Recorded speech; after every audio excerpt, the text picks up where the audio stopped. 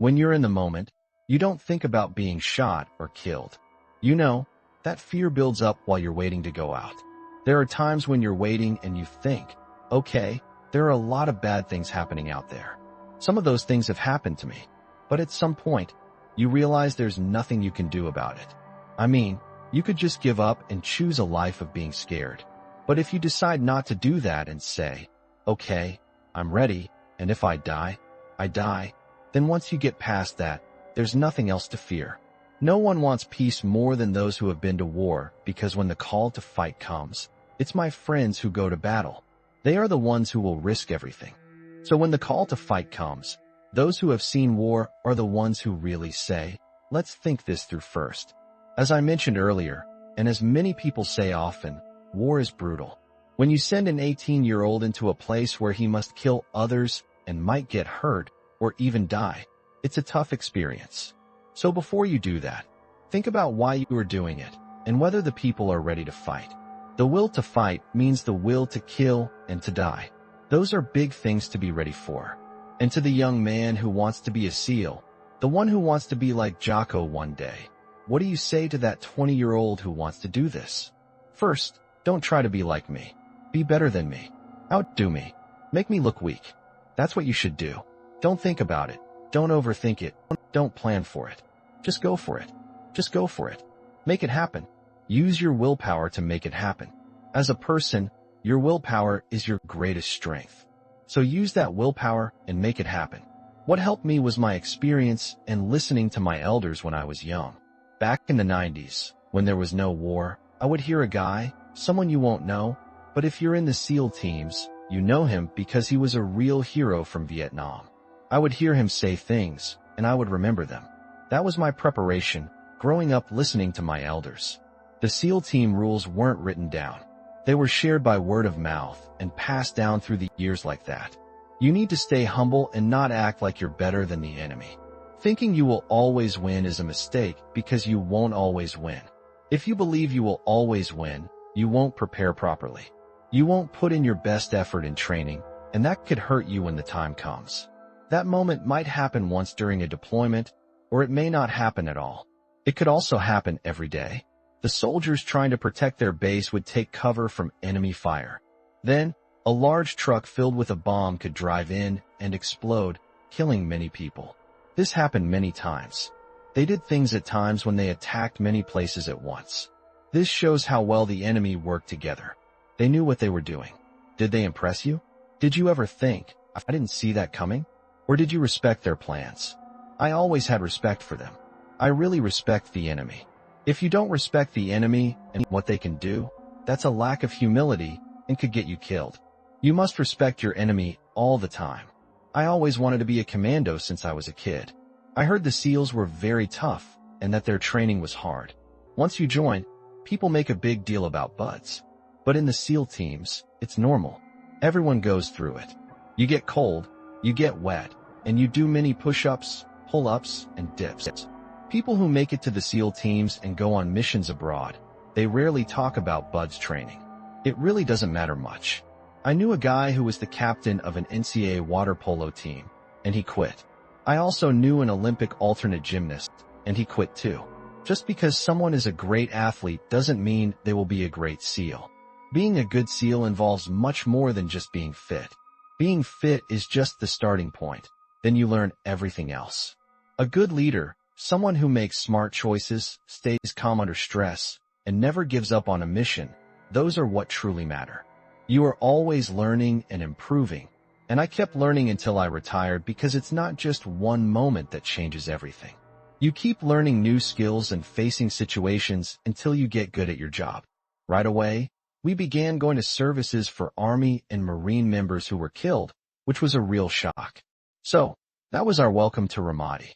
The welcome to Ramadi means you will go to honor some soldiers who just lost their lives.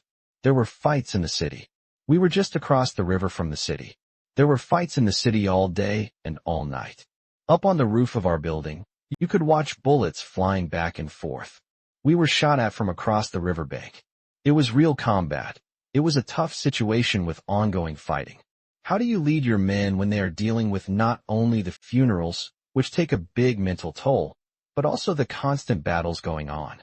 Do you have to change your style and think, okay, I need to lead stronger or maybe a bit easier in some situations? Are you adapting? Yes. You have to adjust your leadership, and you must do this. If you're in business, you need to do this.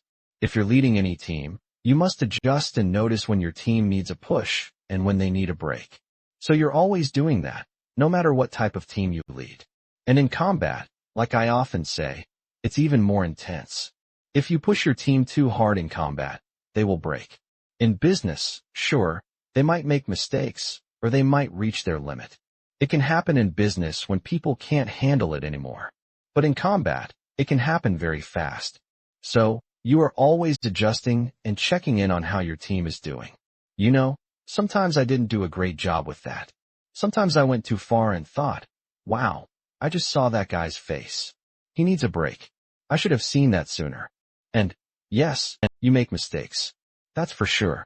No matter if your job is to catch or stop bad people, or if your job is to make something, sell something, or design something, getting your team to work together on a plan and do it well is key.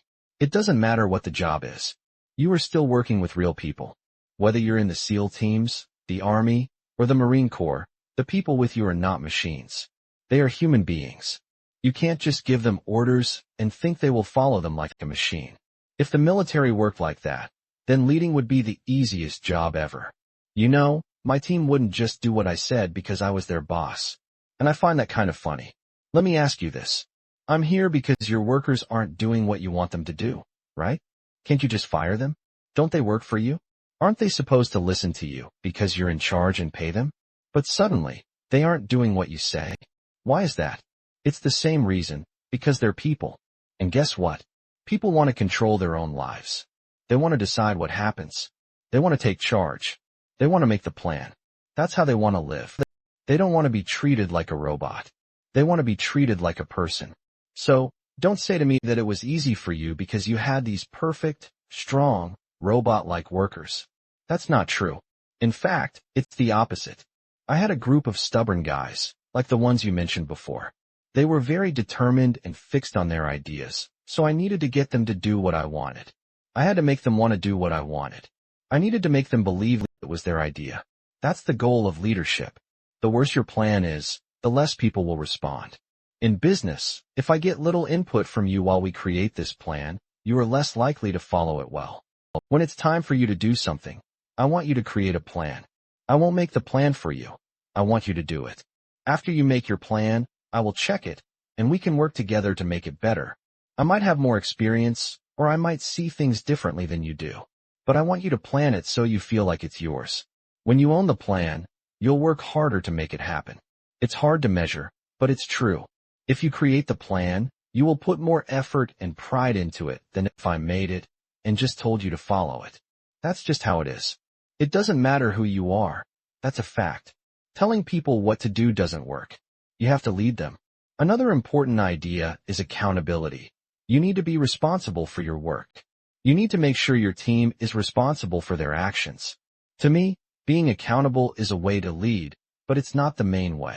It's more like a support that you use when leadership isn't going well. I often say that I didn't need to keep my team accountable. I didn't have to check on them all the time. They wanted to do the right thing and follow our goals. I had to hold them back, not push them forward. That's what real leadership is about. It's not just about making people accountable. It's about guiding them to take charge themselves. You know you're a good leader when you're almost out of a job. When you are relaxing and don't have to do much because your team and leaders are handling things well with little help from you. You only need to step in when something goes wrong, or if you notice something is not going right. The best situation is when you can watch, think about what to do next, and look at other issues or places. You can trust your team to do what they want because they want to, not because you have to keep checking on them. That's not how to lead. You feel like your life is long. If I could talk to my 26-year-old self, I would say that you don't have much time and you don't know when it will end. So go out there and do what you love. Don't wait any longer. Take your chance now. Go out and live your life and try to improve. The life you have, which I just called a gift, really is a gift. Enjoy it. Transcription by Casting Words.